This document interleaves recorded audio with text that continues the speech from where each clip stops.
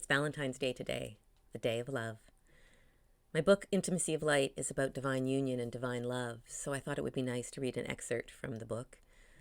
I asked my guide, Jeremiah, which one should I read today? And he told me 22, chapter 22. I looked it up, and it was forgiveness. I was surprised. I expected something more romantic, maybe something about the dance of love. But no, he wants me to talk about forgiveness. This is an interesting chapter for me.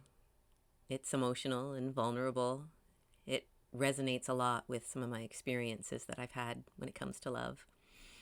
And so I share this with an open heart and want you to know that there is a possibility for forgiveness in all that we do, even though sometimes it feels really tough. And forgiveness really is an important part of love, an important part of relationship. We need to be able to forgive and understand where the other is coming from. And I brought my friend Kuan Yin behind me. You can see her painting. She is the goddess of compassion and forgiveness. And we ask her energy to be with us today as I read this chapter. Chapter 22, Forgiveness. There are many levels to forgiveness, and it can be difficult to navigate the diverse, multifaceted emotions and layers of this aspect of healing. It can be a complex process. We can do our best to approach it with grace and ease, but it often comes with some level of pain. Yet that is as it should be, because until we move through each layer, we cannot move to the next one. So where do we start? Resentment. This is a powerful layer. It is the pain and frustration that we have been treated unjustly. Resentment can be deep, and its grip can be tight. It's easy to visit it round and round and round again. It is physical and palpable. It can feel satisfying because it often goes hand in hand with anger. However, because it is so palpable, we are able to feel and navigate the emotions to a point where we can physically release, and that begins to feel like forgiveness. We come to a place where we can acknowledge the pain and release it without fully understanding the why and how of the situation. This is a foundational level of forgiveness. Resentment comes with anger and frustration, but it does not come with deep pain and loss. This layer can be significantly more difficult to resolve. The grief of loss asks, why did you take this from me? Why must I go through this experience? Why have you created this situation that I did not ask for? Why did you hurt me like that? These questions often have no easy answers from those on the other side of forgiveness, and it's difficult to know exactly why they have done what they have done, where they are coming from, and what their state of mind is. It's challenging to understand what may have triggered their behavior. We find ourselves wondering, how did it come to this? And why does it hurt so much? Forgiveness is a choice we make. Sometimes those on the other side find it difficult to accept our forgiveness because they struggle to forgive themselves. An intriguing aspect of forgiveness is that we can forgive the person, but don't necessarily have to condone the act. When the wrongdoing is truly painful and unjust, forgiveness requires unconditional love, and that is a very difficult layer to navigate. Much must be peeled back before we can love unconditionally, and for some, reaching a state of unconditional love may never be fully achieved. And that's okay, because there can be precious healing in the fact that you have tried. The challenge of unconditional love is that it can be difficult for others to understand. It can feel like neutrality or even indifference. True understanding, however, is the ability to see the ultimate good in the person's soul, to behold its highest potential. If we can see past the acts of hurt and pain and sit in their space and see through their eyes, we can catch a glimpse of their perspective. And this is where growth happens. When we stand in sovereignty, step back, and look through all the layers of self-hatred, blame, past wrongs, and misunderstandings, what is left? Can we see that person for who they could be? This is unconditional love. And we're able to say, you hurt me. I will not completely understand why, but I see the light in you. Then somehow, the heart moves through the layers of misunderstanding, resentment, pain, loss, and grief to a place of enlightenment. It's a beautiful destination and worth the work to get there. As I navigated my marriage separation, I found myself moving through many lessons and layers of forgiveness. One day, I found myself at the end of a 30-year relationship. We had spent our entire adult life together. And then suddenly, he told me he no longer wished to be with me. I was finally becoming who I was meant to be, and the man I loved no longer loved me in the same way and wanted to move on.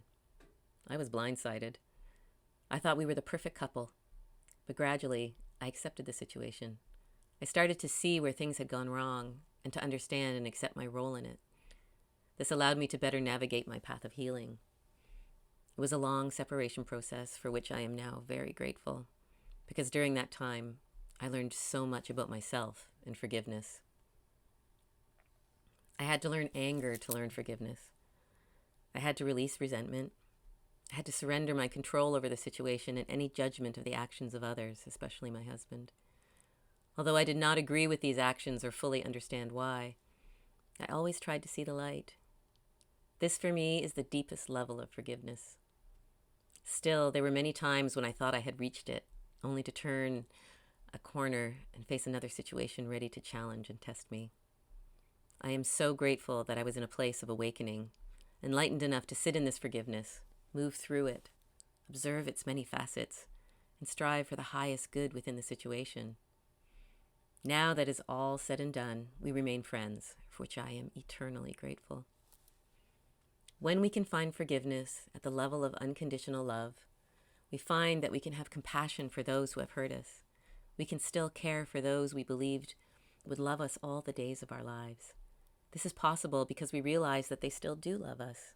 It's just transformed, settling into a new version of what once was. When you find yourself navigating the challenges of forgiveness, remember that you are strong and filled with light. Our power to forgive is limitless when we can find the capacity to love unconditionally. If it's difficult to get there, rest easy in the knowledge that you are trying. That is a very good thing. It means you have arrived at a place where you can love and honor yourself, and you tried your very best to see the good in others.